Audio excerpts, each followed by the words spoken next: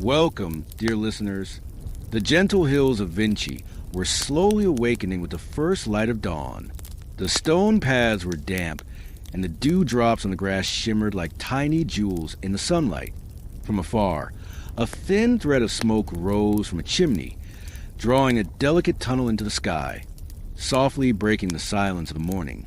Beneath that smoke, in a small room, a newborn baby lay.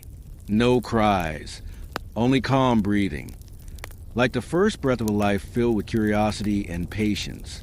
His tiny hands explored the world around him, watching an ant, tracing the veins of a leaf, quietly observing the flow of water. Every movement carried the trace of a question, the echo of a mystery. As the days passed, his steps grew slower, his gaze sharper.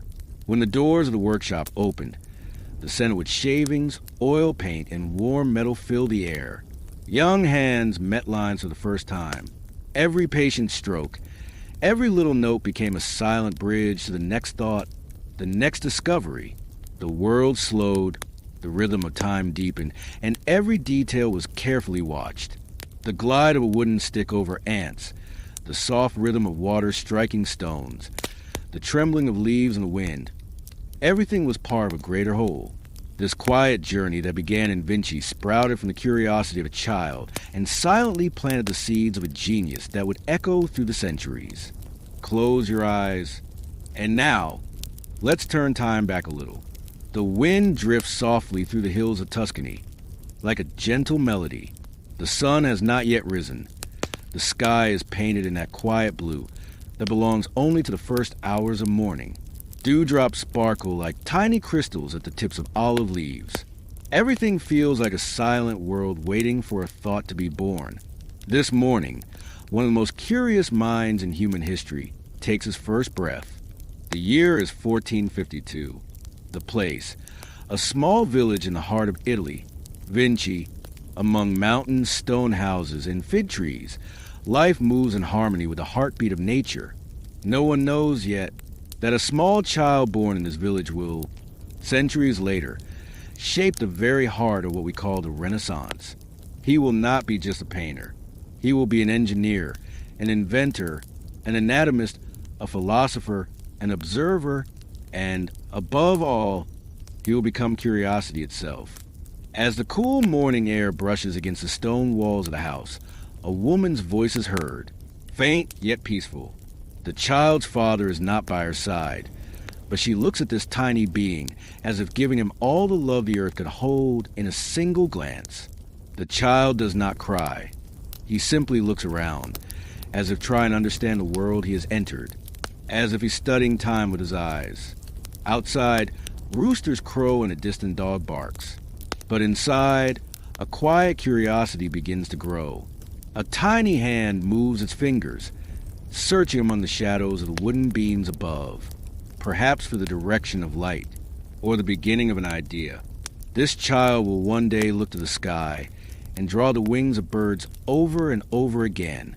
He will seek to understand how water flows, how muscles move, how light transforms a face. But for now, there is only the stillness of the morning. And within that stillness, the first spark of a world of thought begins to shine. Take a deep breath. You can almost smell that silent morning, the scent of fresh herbs between stone walls, the slow breathing of people whose day has yet to begin. This story is a journey meant to carry you gently toward sleep. Every word will be slow, careful, and filled with meaning, like Leonardo's brushstrokes. Soon, we will move forward in time. Little Leonardo will grow, filling his notebooks with sketches and completing his paintings to the rhythm of the wind. But for now, just rest. You are listening to the first breath of one of the greatest minds in human history, and that breath will echo through centuries. In the edge of a leaf, in the gaze hidden within a painting, in the quiet line of a machine. Here, in this silence, everything begins. The story of Leonardo, and that soft, peaceful voice that will echo in your dreams. The wind drifts slowly across the gentle hills. Among the valleys of Tuscany lies a village, Vinci.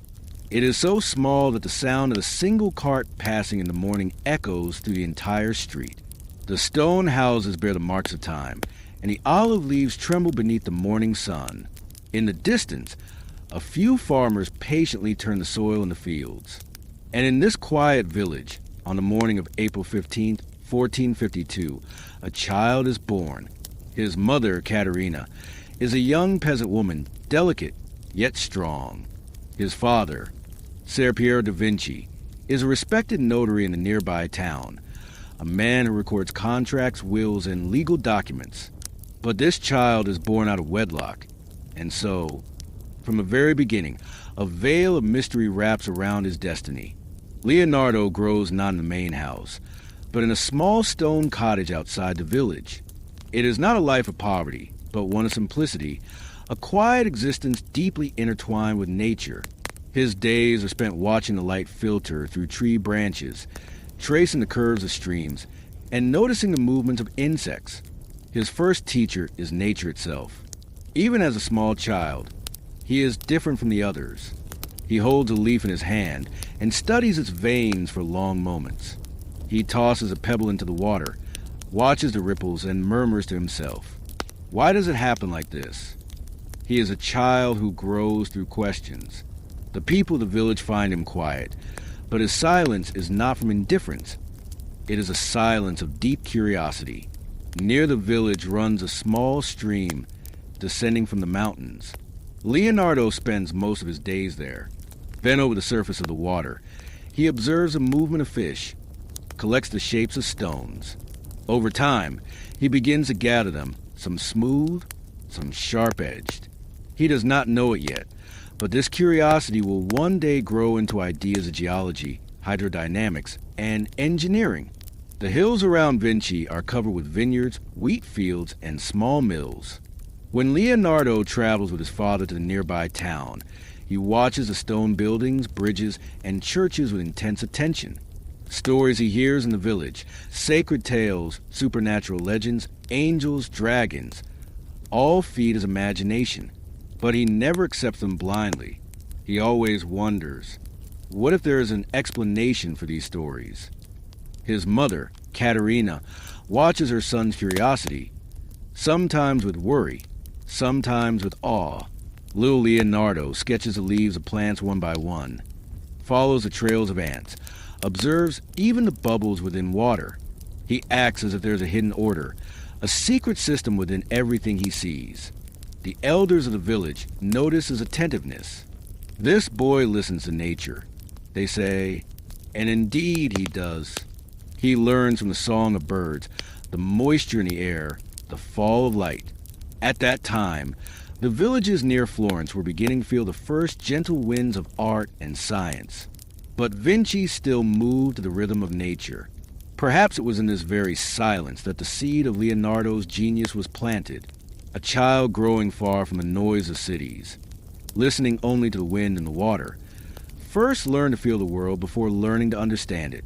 At night, he would sit before his home and gaze at the sky. There were no telescopes then, but he searched among the stars for a pattern, for balance. He was a boy whose eyes shone, not staring into the darkness, but into the unknown. And so the years passed. The small boy walking along the dusty paths of Vinci would one day travel to Italy's great cities, open the doors of palaces, and redraw the world. But the foundation of that greatness was built right here, in the slow rhythm of nature, in the silence of morning, in the curious gaze of a child. Now, take a deep breath. Imagine the scent of that earth, the fresh crops, the warmth of stone walls, the mist of morning. With every breath, you can feel Leonardo's first steps. And know this, those steps were not just a child's. They were the first echoes of humanity's walk toward the future. The wind drifts slowly across the gentle hills of Tuscany. Among the valleys lies a small village, Vinci. The village is so quiet that the sound of a passing carriage echoes through every stone street. The walls of the old houses bear the marks of time. The olive leaves shimmer under the soft morning sun. Far away, a few farmers are already at work, patiently tilling the soil. And in this silent village, on the morning of April 15th, 1452, a child is born. His mother, Caterina, a young peasant woman, fragile yet strong. His father, Ser Piero da Vinci, a respected notary from the nearby town, a man who records lives, contracts, and legacies. But this child is born out of wedlock, and from the very beginning, his path is wrapped in mystery. Leonardo grows not in luxury, but in a small stone cottage outside the village. It is not poverty that surrounds him, but simplicity, a life ruled by nature and silence. His days pass by watching light slip between tree branches, tracing the curves of streams, and studying the movements of tiny insects. His first teacher is nature itself. Even as a small boy, he is different from the others. He picks up a leaf, stares at its veins for a long time. He throws a pebble into the water and watches the ripples spread. Then, softly, he whispers to himself, "Why does it happen like this?" He is a child growing up with questions. The villagers think he is quiet, but this silence is not of indifference. It is the silence of deep curiosity. Near the village runs a small stream, descending from the mountains. Leonardo spends hours by its side, watching the water flow, following the fish, collecting stones, smooth ones, sharp ones. He does not know it yet, but this fascination will one day bloom into the foundations of geology, hydrodynamics, and engineering. Around Vinci, the land is rich, vineyards, wheat fields, small windmills turning with the breeze. When Leonardo visits town with his father, he studies every detail. The stone bridges, the rising towers, the sacred paintings. The stories he hears of angels, saints, dragons feed his imagination, but he does not simply believe them. He asks, what if there's another explanation? His mother, Caterina, watches her son with a mix of worry and wonder. He draws the leaves of plants, follows the paths of ants, observes bubbles rising in water. He behaves as if everything in the world follows a hidden order. The elders of the village notice his quiet focus. They whisper, "This boy listens to nature." And indeed he does. From the songs of birds, the moisture of the air, the angle of light, he learns. In those years, the hills near Florence are filled with the first winds of the Renaissance. But Vinci remains untouched, a place still moving at the rhythm of nature. Perhaps it is in this stillness that the seed of Leonardo's genius was planted. Far from the noise of the cities, a boy learns first to feel the world, then to understand it. At night, he sits by the door of his home and looks up at the sky. There are no telescopes yet, but his eyes search for order among the stars. He is a child whose gaze does not fear the dark. It seeks the unknown. And so, the years pass. The boy walking along Vinci's dusty paths will one day walk the grand halls of Italy's cities. He will redraw the world itself. But the foundation of that greatness was laid here, in the quiet rhythm of nature, in the morning silence, in the curious eyes of a child. Now, take a deep breath. Imagine the scent of the earth, fresh crops, warm stones, the morning mist. With each breath, you can almost hear Leonardo's first footsteps. And remember, those were not merely the steps of a child, but the first echoes of humanity's walk toward the future. Golden morning light rises over Florence. Reflections on the surface of the Arno River seem to bring the sky down to earth. Birds sing their melodies between the stones of the rooftops. And in this city, a young man walks in silence, his thoughts quietly reshaping the world.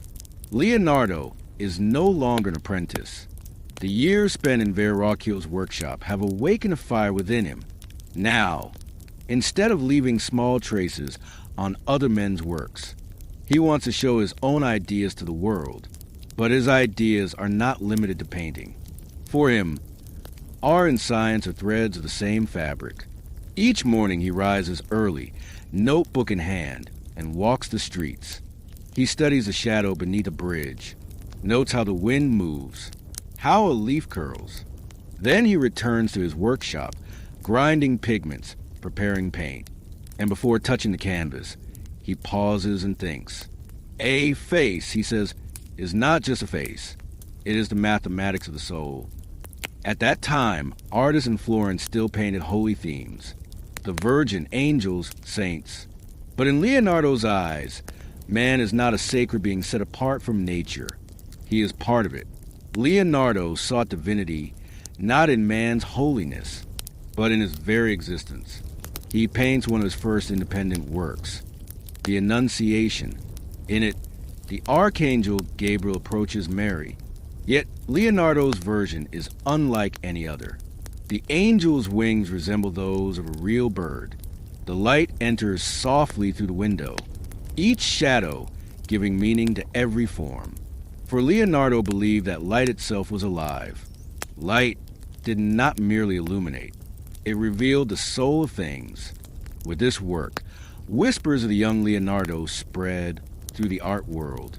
But he is less interested in praise and imperfection. No drawing, no painting ever matches the image in his mind. Each success breeds a new question. Each answer reveals another mystery. His notebooks are overflowing. On one page, a human skull. On another, muscles and tendons. Elsewhere, storms and swirling water. Some nights, while the city sleeps, he writes by the flicker of an oil lamp. Nature is a teacher, but she whispers only to those who pay attention. In Leonardo's world, nothing is separate. The flight of a bird and the flow of a river, a smile and the curve of a leaf, all belong to the same harmony. He seeks to understand that harmony, and he does so through endless observation. At that time, Florence was not only the cradle of art, but of science. Under the patronage of the Medici family, sculptors, philosophers, astronomers, and mathematicians gathered. In the streets, the ideas of Plato, Aristotle, and Pythagoras echoed, and Leonardo walked among them, listening, thinking, but he spoke not the language of philosophers. He spoke the language of nature. He learned not from books, but from the world itself. One day, he sketches a bird's wings in his notebook, and writes a single line beside them. Man shall also learn to fly. No one notices then, but this thought becomes a lifelong obsession. Years later, he will draw again and again, studying the motion of wings and designing flying machines. Yet in Florence, progress moves slowly. Church commissions dictate sacred subjects. Dreams are confined by walls of tradition. To some, Leonardo seems too imaginative, to others, unstable. But all he truly seeks is to see truth in its purest form. One afternoon, he sits by the Arno, watching fish swim through the current. He throws a pebble into the water and watches the ripples expand. Then writes, "The heart of water is like the heart of man. Every motion gives birth to another." These words would later echo through the science of fluid dynamics, though no one understood them at the time. Leonardo's life in these years is marked by solitude. He lives surrounded by hundreds of ideas, finishing few, imagining all. By day, he wanders through churches and streets, studying cracks in walls, the folds of clouds, the trembling of shadows. Every detail becomes a clue to a greater design. For him, the world itself is an infinite laboratory. The trunk of an apple tree, the pigment on a brush, the expression on a human face. Together, they reveal the hidden mathematics of nature. Around this time, he paints the portrait of Ginevra da Vinci. The young woman's gaze is serene yet distant. Her calm hides an infinite depth. Leonardo gives portraiture a new soul. A face, he shows, is not a surface. It is a light within, and he knows how to capture that light, with patience, observation, and love. But for Leonardo, art was never merely the pursuit of beauty. He sought the law behind beauty. To understand a face was no different from understanding a leaf. Both spoke the same language of nature, if only one listened. As years pass, his quiet fame spreads beyond Florence. But Leonardo does not chase fame. He chases knowledge. His curiosity burns without rest. And now, that fire calls him elsewhere. Florence feels too small for his expanding world. One morning, He gathers his notebooks, brushes, and tools. He looks once more at the Arno, shimmering in farewell, and whispers, "Everything flows, and so shall I." And thus, his path leads him to Milan, where he will become not only an artist, but an engineer, an inventor, a thinker. A new city, new dreams, new horizons, yet the flame within him will never fade. It is the light of Leonardo, and it will shine for centuries to come. Florence, mid-1460s. As the first light of morning touches the city, the surface of the Arno glows golden. Footsteps echo along the stone streets. The scent of fresh bread rises from bakeries, and the delicate chimes of bell towers fill the air. Florence is not merely a city.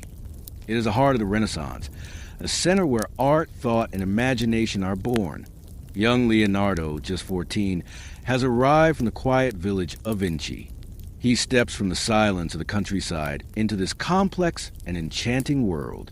His father, Ser Piero, having recognized his son's talent for drawing, has placed him as an apprentice under one of the most respected masters of the era, Andrea del Verrocchio.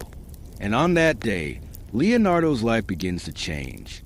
Verrocchio's workshop is like an art school, yet also a laboratory of life. Upon entering, the scent of pigments and warm beeswax immediately fill the senses. In one corner, sculptural molds. In another, half-finished paintings, wooden models, sketchbooks, carved marble fragments. Everything in the workshop is alive. The tapping of brushes, the scratch of charcoal, the sound of grinding pigments blend into a symphony of creation. Master Verrocchio is not merely a painter. He is also a sculptor, an engineer, a jeweler, a thinker. To train under him is to learn not just to paint, but to understand the world. Leonardo's eyes devour every detail in the workshop. He studies the curves of small sculpture, the way light clings to color on a brush, the play of shadows on fabric.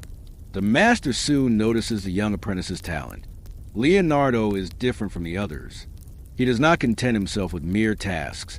He asks why shadows fall so, why the human body forms thus. He studies the muscles of a hand for hours, drawing his own fingers. He examines the feathers on a bird's wing. For him, nature is a textbook, the workshop, a laboratory. Gradually, Leonardo's drawings begin to draw attention from everyone in the workshop. His ability to capture light on paper, to express emotion on faces, to depict movement with elegance and brushstrokes is remarkable. One day, while Verrocchio works on the baptism of Christ, he assigns a young apprentice the task of painting a small angel in the background. Leonardo begins carefully, giving the angel's face a softness, a lifelike expression. When Verrocchio sees a finished painting, he notices how Leonardo's figure shines beside his own. Legend has it that the master then set down his brush, saying, "After this boy, I shall no longer paint." At that moment, a master is born before the world. But for Leonardo, this is not an end. It is a beginning. He no longer wishes to be just a painter. He wants to understand every branch of art, every secret of nature. He sculpts, studies music, fills anatomy notebooks, draws the movement of water, imagines machines. Other apprentices remark that he works late into the night, never extinguishing the light. By the candle's flicker, he draws, sketches shapes whose meaning he cannot yet grasp. Florence is a crossroads of competition, art and thought. While Brunelleschi's domes rise skyward and Botticelli's colors fill the city, Leonardo, in the midst of this world, begins to perceive everything. Beauty is not a secret, but a reflection of the laws of nature. He studies how light bends, how water flows, how shadows emerge. Everything is an equation. Even a human face is a miracle, born from the interaction of muscles and emotions. Over time, he becomes not just an apprentice, but a pioneer of ideas. Friends enjoy debating with him, but sometimes his thoughts are frightening. One day, man will fly like birds, he says. If we understand wind and water, we can build machines. In that era, such words seem madness. For Leonardo, However, imagining beyond limits is the first step toward reality. Verrocchio's workshop is more than a school. It is a mirror. Here he sees both the world and himself. The master holds the discipline of art. Leonardo holds the intuition of nature. When these two forces merge, one of history's greatest geniuses is born. At night, he walks along the Arno. The city lights reflect on the water, and in the stillness he is alone. He opens his notebook, sketches lines, jots ideas. One day, he will draft designs for flying machines here. Another day, the first notions of the Mona Lisa will take shape. For now, he learns with care, patience, and a passionate silence. As Florence's wind tosses his hair, it is as if history itself whispers in his ear. Your hands will touch centuries beyond your own. And that night, Leonardo looks to the stars. Among the constellations, in the infinity where light meets shadow, curiosity meets knowledge, he sees his own path. The curiosity that began with a child's eyes now burns in the mind of a master. The year is 1482. A thin morning mist settles over Florence. Leonardo da Vinci is no longer a young apprentice. Years have passed since he left his master's workshop. He has become a man who draws the meaning of life with his brush, while his mind teems with hundreds of ideas. Yet within him, that familiar stir remains, an insatiable curiosity. The streets of Florence, the stone-walled workshops, are no longer enough for him. He desires not only to paint, but to create an entire world. At that time, Italy is a patchwork of small states, often at odds with one another, yet mutually dependent. Each city has its own ruler, its own art, its own army. Among them, the most powerful is northern Milan, known for its wealth, military might, and grandeur. The ruler of Milan, Ludovico Sforza, also known as Il Moro, believes in the power of art. He wants the finest painters, architects, and engineers at his court. It is to this city that Leonardo's path leads. But Leonardo's journey to Milan is not merely an artistic pursuit. As he leaves Florence, he carries a wish in his heart to redraw the boundaries of the human hand, mind, and imagination. The road is long and dusty. He walks through the Tuscan hills in morning mist and rests under the stars at night. The creak of the wagon blends with distant bells. One hand holds his notebook, the other a pencil. He sketches everything he sees: the wing of a bird, the crack in a stone, the arch of a bridge. He misses no detail. For him, the world is God's greatest book, and every page awaits to be read. Upon arriving in Milan, the city is unlike Florence. The delicate elegance of Florence gives way to Milan's noble military splendor. Armored soldiers march through the streets. The shadows of towering buildings stretch across the squares. Yet in the heart of the city, art thrives. Music, sculpture, architecture. Leonardo steps into the very center of this complex world. To introduce himself to Ludovico Sforza, he writes a letter, but it is no ordinary application. In it, Leonardo explains that he is not only a painter, but also an engineer, scientist, and thinker. He writes, "I can build light yet strong bridges. I can create siege engines, canals, defensive towers. And if times of war pass, I can paint the beauty of peace for you." These words speak not only of an artist, but of a mind envisioning the future of humanity. Sforza is impressed and invites him to his court. Thus begins a new chapter for Leonardo in Milan. Here, he will be known not only for his brush, but for his designs, inventions, and imagination. The palace in Milan becomes a laboratory of ideas. Leonardo designs musical instruments, sketches war machines, arranges stages for ceremonies. One day a painter, the next an engineer, then an architect. And behind everything he does is the same question: how does nature work? At night, in a small room behind the palace, he works by candlelight. He draws spirals, wings, gears in his notebook. One day, he explores ways to fly like birds, to glide through the skies.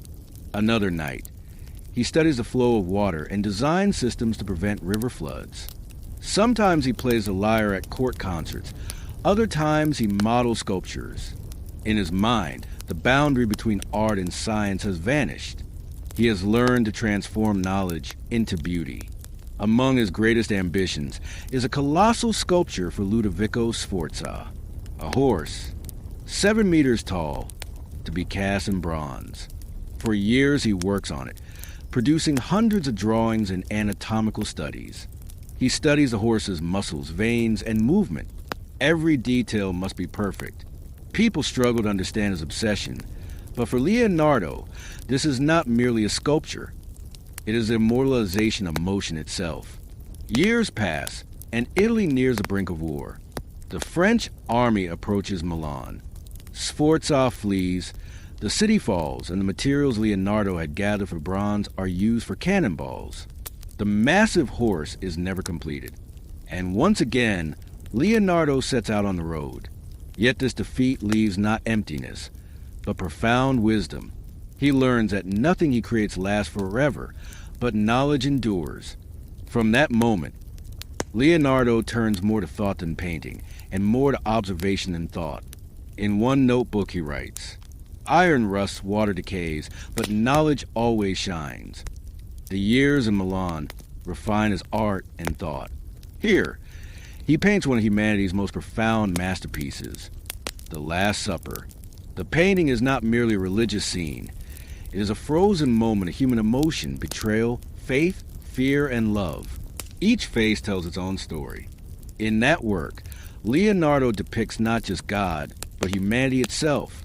Milan's evenings replace the quiet walks along the Arno with echoes of steps on stone streets. Yet he continues to watch the world with the same curiosity, the same eyes. He is a man who sees the laws of the universe in a single brushstroke. And each night by candlelight, he writes in his notebook, "The eye is the window of the soul. Light is the language of truth." The journey that began in Florence has become the birth of a genius in Milan. But Leonardo's journey is far from over. He will continue to search for nature, for humanity, for the skies, for time. For to know for him is to live. On a morning in Florence or Milan, the sun slowly filters through the stone walls. We are inside a room. Plain walls, a table, a few sketchbooks, some brushes, a cup of water, and a canvas standing before him. And there, silently, someone dips his brush into the light. Leonardo da Vinci. Even the silence of the moment feels like a thought. For Leonardo, painting is not merely applying color to a surface. In every brushstroke, he seeks a law of the universe. In a line, he finds a balance of nature. In a shadow, the complexity of the human soul. The brush in his hand becomes a language of thought itself. Leonardo does not limit himself to depicting people. He seeks to understand them. He studies the emotion behind a face, the thought within a gaze, the mystery carried in a smile. He observes his models for hours, even days. He examines their breath, the curve of their lips, how their eyes respond to light. For him, the essence of art lies in patient observation. In one of his notebooks he writes, "A painter cannot copy nature without understanding it. True art is to feel the heart of nature." For Leonardo, light is not a secret. It is the language of existence. It illuminates one side of a face, leaving the other in shadow. He knows that the human soul is the same. One side always in light, the other in darkness. This subtle balance between light and shadow breathes life into his paintings. Perhaps the most powerful expression of this understanding is the world's most famous face, the Mona Lisa, a woman's face, calm, serene, yet carrying a profound secret. Her smile is neither pure joy nor complete sorrow. It is as if the entirety of the human soul is captured in a single instant. Light softly fades at the corners of her lips. Shadow echoes in the depth of her eyes. Leonardo's brush is not simply painted. Thought has passed beneath the skin to illuminate the mind. In painting that portrait, Leonardo was more than a painter. He was a philosopher seeking to understand humanity. To him, Mona Lisa was not a face, but a universe. For he believed that humans, like God's creation, are intricate and beautiful. In his notebook, he wrote, "The eye is the window to everything, but the soul gives meaning to the light that comes through it." Leonardo turns to anatomy to decode the human face. He studies cadavers, sketches muscles, nerves, veins. This is not a morbid curiosity. It is a profound respect for life. To understand how a person smiles, he learns how the muscles move. To see why a gaze appears emotional, he examines how the eyeball refracts light. Through science, art is reborn in his hands. Over time, Leonardo learns to use light as a soul. Nothing in his paintings is harsh. All transitions are soft. This technique gives rise to a term bearing his name, sfumato. Sfumato is the art of colors blending like smoke, without lines, without boundaries. Everything breathes, everything lives. As in a dream, Mona Lisa's gaze embodies this. She does not look at the viewer. She seems to look through the viewer. It is a silence that transcends time. On a woman's face are hidden all the emotions of humanity. And to convey this, Leonardo uses not just his brush, but his heart. To him, everything is a painting. The shadow of a tree, the dance of light on water, a person's hands, a child's laughter. All are compositions. All are parts of nature's grand design. As he assembles these pieces, it is as if he walks within God's mind. Painting, he says, is the art of visual thinking. Over the years, his art carries not only beauty, but wisdom.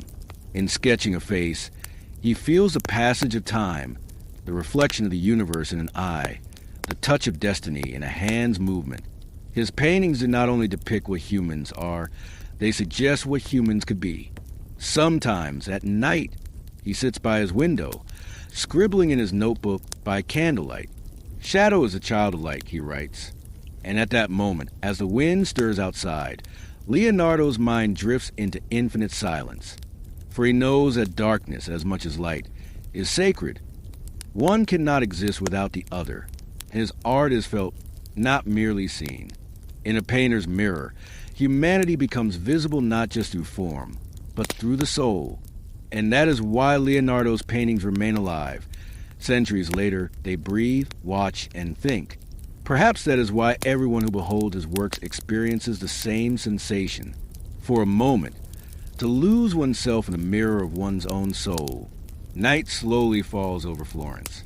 The streets are silent, and the candles in the windows one by one go out. Yet in a small workshop along the Arno River, a light still burns. A table, open notebooks, ink bottles, pens, and a few crumpled sheets of parchment. And at that table, a bent figure, Leonardo. He rests his head in his hands, pausing for a few seconds before his thoughts spill onto the paper. In his ears, there is no sound of the world, only the hum of his own mind. He recalls birds in flight, the flow of water, the movement of muscles, the play of light in the sky. All of these come together in his mind to create a new universe. And the door to that universe opens with the page of a single notebook. Leonardo's notebooks, one of the most mysterious gateways into a human mind. Hundreds of pages, some filled with the waves of water, others with sketches of human muscles, some with bird wings, others with war machines. Each is from the same hand, yet reflects thousands of different thoughts. Perhaps most intriguing, the writing on these pages is not easily read. Leonardo wrote in mirror script. To read it correctly, one must use a mirror. This was not just a matter of privacy. It reflected the workings of his mind. He saw the world in reverse, thought in reverse, then made sense of it anew. Some historians say he wrote this way because he was left-handed. Others, that he wanted to protect his ideas from ordinary eyes. But perhaps the truth is this. Leonardo's mental labyrinth was too complex to fit the simple order of the outside world. On one page, a human skull. Beside it, a small note. The soul echoes in the chambers of the brain. On another, the muscular system is rendered in meticulous detail, fiber by fiber, vein by vein. No artist of that era had gone so far. Leonardo secretly worked on cadavers at night. The church said such work was sinful, but he believed truth could never be sinful. By candlelight, he studied the human body almost like a machine. He recorded how muscles contracted, how bones joined, how the heart beat. He was not merely a painter. He was a philosopher trying to hear the silent music within a living being. His notebooks contained countless sketches of water in motion, the curves of waves, the bends of rivers, the fall of rain, each the product of an eye attempting to decode nature's secret rhythm. To him, water was the heart of life. Everything sprang from it and returned to it. On one page, he wrote, "Water is the blood in the veins of the world." He studied bird wings, seeking the principles of flight, the direction of a hawk's feathers, the motion of the air, the pressure of the wind, all noted. To fly, perhaps this was Leonardo's deepest desire. He believed a human could merge with the sky without wings. Every machine he drew was an attempt to turn a dream into reality. Sometimes a page held a machine blueprint, and right beside it a poem. Other times, a small thought accompanied an anatomical sketch. Man is as fragile as he is the most complex work of nature. His notebooks were not only maps of ideas, but also of emotions. A line of science, a line of art, another of melancholy. Sometimes hasty, sometimes gentle, sometimes like a whisper. As if each line breathed, as if each line was thinking again. In those pages, Leonardo's solitude was present too. Most people did not understand what he was doing. Some called him mad, others a sorcerer. But he chose to live in silence beyond these misunderstandings, to understand the world.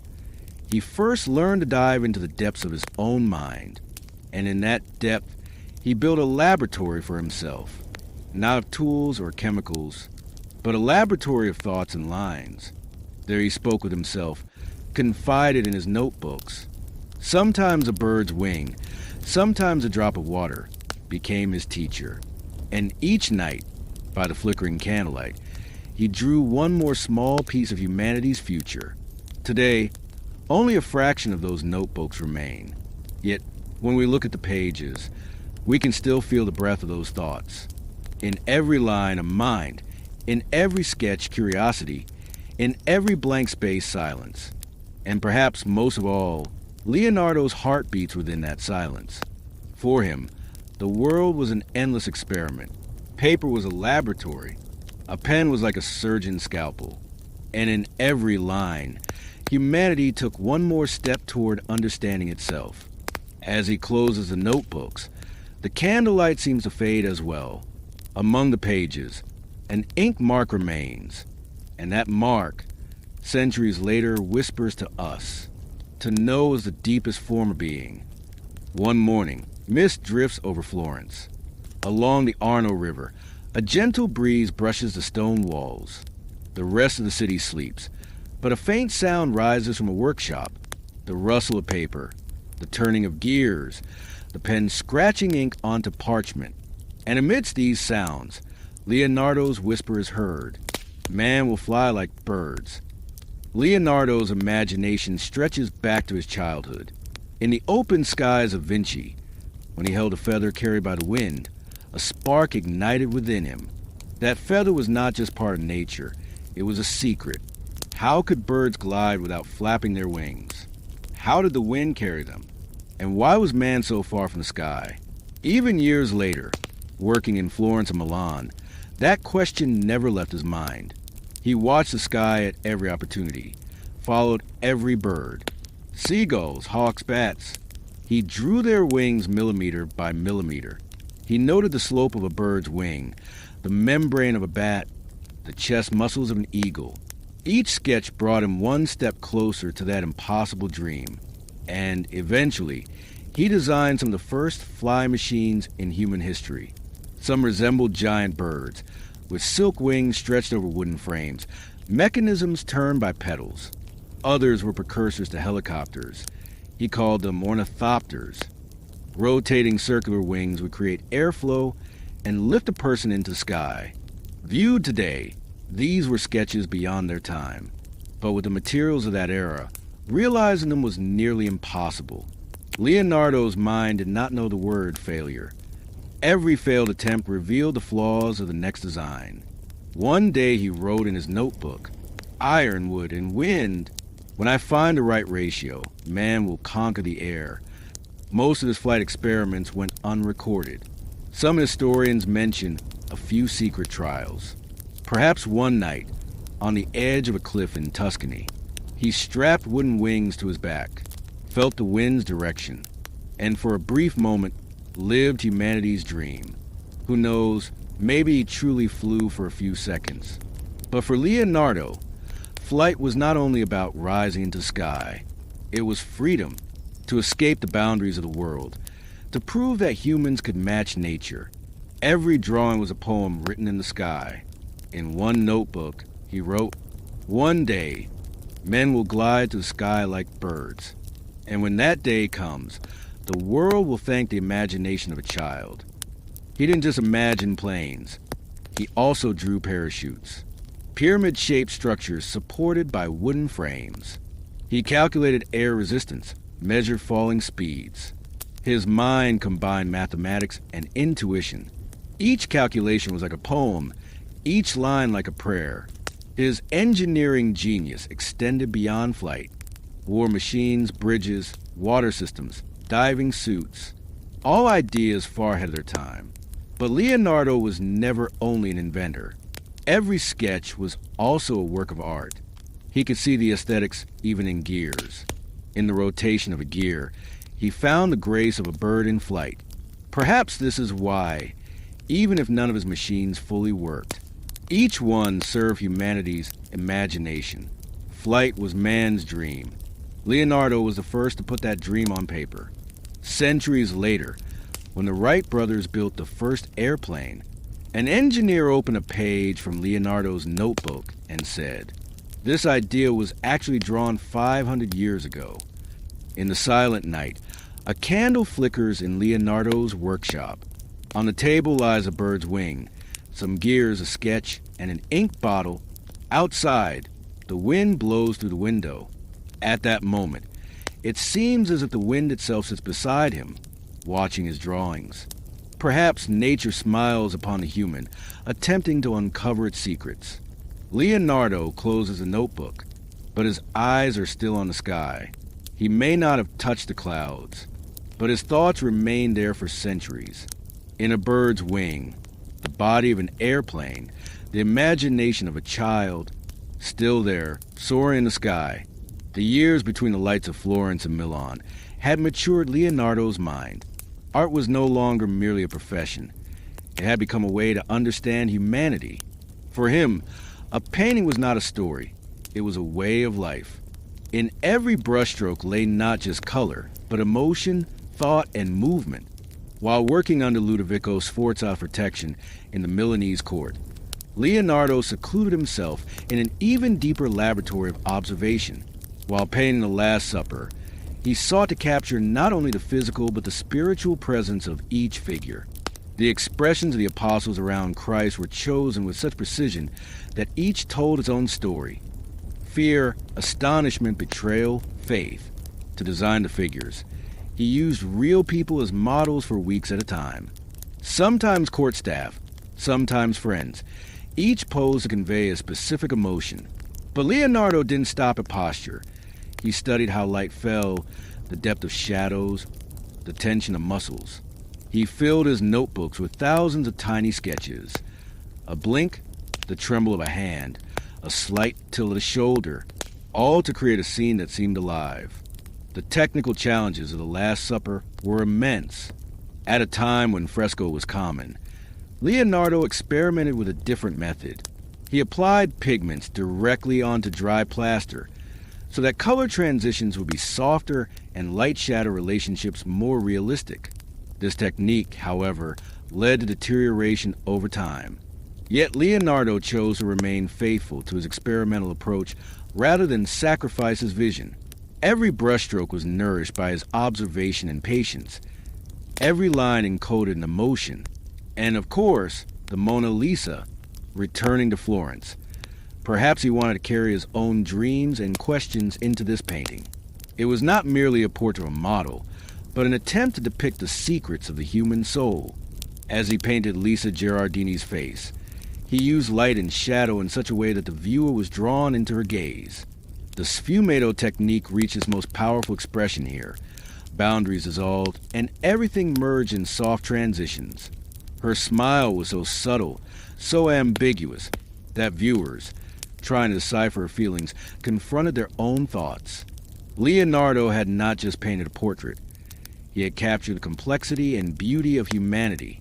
In both paintings, his relationship with the models was striking. Leonardo was a patient observer, studying even the slightest reaction of a person for days or weeks. Which muscle moves how? Which gaze conveys which emotion? Does a finger curling slightly change the entire expression of the face? For him, detail was not mere ornamentation. It was life itself. His working environment, whether in the court, his workshop, or alone in a room, was equally important. By candlelight, he opened his notebooks, sketched, measured, and tested colors. A single hue, a shadow transition, a reflection of light. Each reflected his thought process and a perception of the world. Another defining feature of Leonardo's paintings was their timelessness. It was not enough to depict a scene. He wanted to reveal the reason behind motion, light, and emotion. A man exists not only in being, but in thought, he said. His paintings make this visible. The viewer sees not merely a picture, but a slice of life, a trace of thought. The behind the scenes of these paintings is often silence. No crowds, no celebrations. Just Leonardo, his brush, the model, and his notebook. Sometimes he would spend weeks or even months trying to add a single figure. Patience and observation were his method, and that method carried his work beyond time. Mona Lisa and The Last Supper are not merely artworks. They are the silent expressions of Leonardo's soul, mirrors of his mind, and universal portraits of humanity. Every viewer senses not only colors, but his curiosity, patience, and genius. As night falls, Leonardo completes a final stroke by candlelight. One more brushstroke, and the painting is no longer just canvas. It has become a living world. Perhaps Leonardo whispers to himself. Art speaks in the silence of thought, and man is the only being who listens. Leonardo da Vinci's life was woven not only from paintings and machines, but also from the relationships he nurtured with people. He lived in a social solitude. Even in crowds, he could retreat into his own world. Yet his solitude did not isolate him from others. On the contrary, he was extremely generous and instructive with friends and students. During his years in Florence and Milan, he met numerous artists, scientists, and thinkers. He engaged in long conversations, shared ideas, and sparked curiosity. His relationships with contemporaries like Michelangelo and Raphael were complex. Sometimes friendly exchanges, sometimes silent rivalry. But for Leonardo, the important thing was thinking and creating together. His workshops were not just centers of art and science. They were spaces for learning and sharing. His students were among his most treasured possessions. Salai and Francesco Melzi were Leonardo's closest pupils and loyal assistants. Salai, mischievous at times, never left Leonardo's side. He carried sketches, prepared materials, and occasionally took notes on Leonardo's ideas. Melzi was a student who best understood and preserved Leonardo's thoughts. After Leonardo's death, he safeguarded most of the notebooks and ensured they reached future generations. Leonardo's relationship with his students was both instructive and gentle. He taught not only technique, but also how to observe and think. When examining a leaf, he would demonstrate how its veins interacted with light, and how even a simple shadow could be analyzed. For him, a student had to learn not just to wield a brush, but to understand nature. In his personal life, Leonardo led a minimalist and orderly existence. Even amidst crowded courts or workshops, he maintained a simple room, a desk, a few brushes, and notebooks. His daily habits were disciplined. He took long walks in the mornings, observed nature, and recorded the movement of birds and water. He was selective about food, mostly eating simply and healthily. often avoiding meat. His observational skills extended to every aspect of life, from meals to daily routines. Humor was also an important part of his life. He would make witty jokes during conversations with friends, sometimes amusing those around him with small pranks. Yet these never diminished the depth of his thought and curiosity. Family relations were complex. The relationship between his father, Ser Piero, and his mother, Caterina, influenced his childhood, yet Leonardo grew primarily in his inner world. Friendship and mentorship, however, became as valuable to him as family. For Leonardo, human relationships were an art woven from observation and understanding. In the evenings, opening a notebook after work, jotting notes, sketching drafts, and quietly putting thoughts on the paper was a ritual. Sometimes he listened to music with his students. Sometimes went for short walks to observe nature. He knew that solitude and calm were the strongest sources feeding his creative thought. In summary, Leonardo da Vinci was more than a genius. He was curious, observant, friendly, and a person who lived life with quiet wisdom. To look at his life is to go beyond paintings and machines. It is to recognize that friendships, students' daily routines, and human values are as important as genius. And when we understand Leonardo's human side, we realize that he was not merely an artist or scientist, but a person who lived life through thought and observation. When the name Leonardo da Vinci is mentioned, the first things that often come to mind are the Mona Lisa's smile or the Last Supper. But his significance is not limited to a few paintings. Leonardo created a world where colors, lines, nature, and science merged, and he left it for us. His notebooks, notes, and drawings have influenced scientists, engineers, artists, and thinkers for centuries. Flying designs, bridges, water machines, mechanical devices, these were not merely dreams. Some laid the foundations of modern engineering, and others inspired countless minds.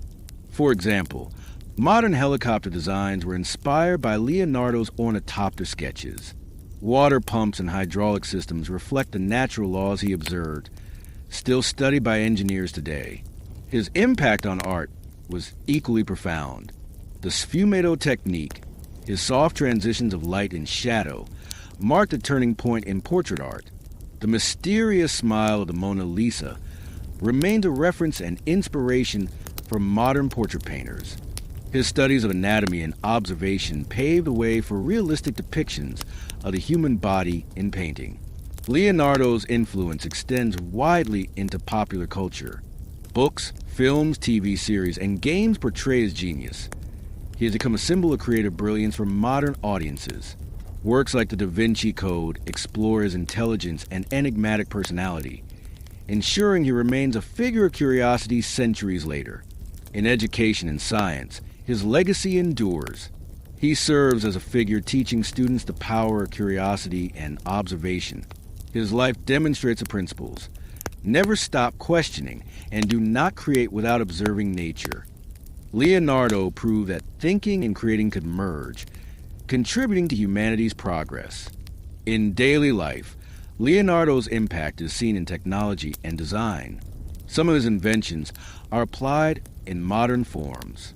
Scientists take inspiration from his notes for new experiments. Artists use the composition and perspective techniques from his paintings. Yet perhaps his greatest legacy is teaching people to wonder and imagine. His life and works influence not only the present but also future generations. An engineer studies his machines. A painter applies his light and shadow techniques. A student learns to observe nature more carefully. Leonardo's genius has become a legend beyond his time. He is not just a color, a line, or an idea. He is a symbol of humanity's capacity to be curious. That is why Leonardo da Vinci remains relevant. He showed us the infinity of observation, thought, and imagination.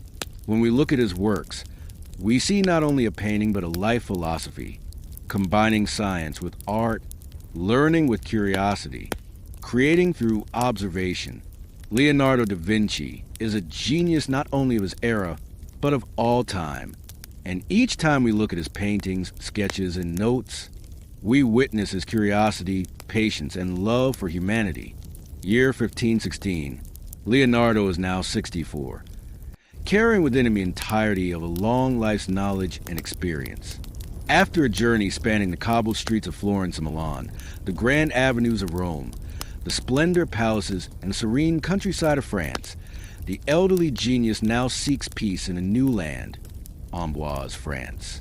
King Francis admires Leonardo's brilliance so much that he grants him the title of governor and royal advisor. The palace provides him with a workshop, a room, and a garden. But Leonardo is no longer just a painter or an engineer. He has become a sage who observes life's secrets, understands nature, and studies humanity and time. When he arrives in France, spring has just blossomed, and the trees along the Loire River sway gently in the breeze. Leonardo's eyes still search for every movement in nature. The flapping of birds' wings, the curves of flowing water, the vibrations leaves make in the wind. But he no longer uses his brush as frequently. Time now moves more quietly and measuredly for him. In his workshop, he opens his old notebooks. Each page echoes the years gone by. His childhood in Vinci, the workshops of Florence, the palaces of Milan. Ideas that were never realized, unfinished machines, incomplete paintings. But Leonardo knows that every idea, every sketch, has left a mark, and his most important legacy lies not only in his works, but in his thoughts and his power of observation. The Mona Lisa and the Last Supper are now far away, admired by humanity. But for Leonardo, the most precious works are the studies and notebooks that continue to grow in his mind. Every day, he spends a few hours observing nature, measuring the flow of water, recording the rhythm of plant growth. He watches the small branches of trees, the opening of flowers, the flutter of insects' wings. Every detail is part of his journey to understand the universe. From time to time, his students and assistants come to him. He teaches them how art, science, mathematics, and nature are interconnected. But Leonardo's greatest lesson is not conveyed through words, but through observation and curiosity. Look, he says, everything speaks to one another. Bird, water, human, machine, they all tell a story. The important thing is to be able to hear it. Leonardo's health gradually begins to decline. Yet, he lives with serene wisdom, accepting the approach of death. Even in his final days, he does not let go of his notebook. He sketches, writes notes, and reflects. For him, death is not an end, but a passage to the continuity of his thoughts and works. On May 2nd, 1519, Leonardo da Vinci passes away in Amboise. Around him are his loyal students, his old notebooks, and the quiet world he created. But the legacy he leaves to the world is not only his paintings or engineering drawings. His legacy is to show what it means to be curious, to observe, and to respect the human spirit. The notebooks and notes Leonardo developed throughout his life have inspired scientists, artists, and inventors centuries later. The Mona Lisa still smiles in the Louvre. The Last Supper continues to captivate viewers in Milan.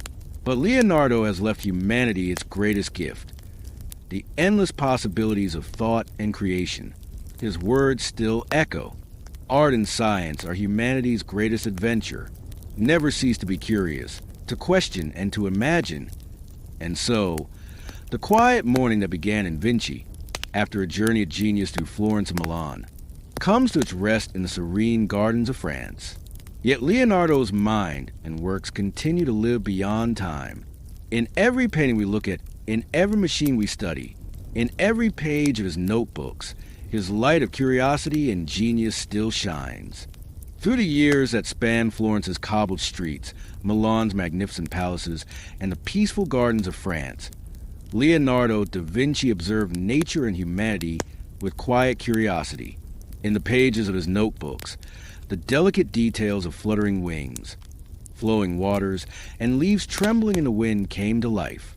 Every line, every shadow reflected his patience and attention. Every brushstroke carried not just color but thought and emotion. Long hours in workshops, experiments, sketches, and countless notes in his notebooks kept his curiosity and love of learning alive. The human body, machines, the flow of water, the refraction of light, All were subject to research, mysteries, and fields of discovery. In Leonardo's world, every detail was proof of observation and patience. Every design and painting was a quiet but enduring legacy left to humanity. In the smile of the Mona Lisa, in the expressions of the figures in the Last Supper, in the delicate sketches in the corner of a notebook, Leonardo's genius and inner world still shine. His legacy continues not only in art and science, but as a symbol of curiosity, patience, and the power of observation. The thoughts, observations, and works he developed throughout his life still echo in a silence that transcends time. Every line, every sketch, every painting expressed humanity's desire to understand nature, decipher the workings of the universe, and capture beauty. Leonardo da Vinci's world tells a quiet story of a genius who sought to understand every detail of life with curiosity and love. A legacy where the past meets the present and illuminates future generations. Good night.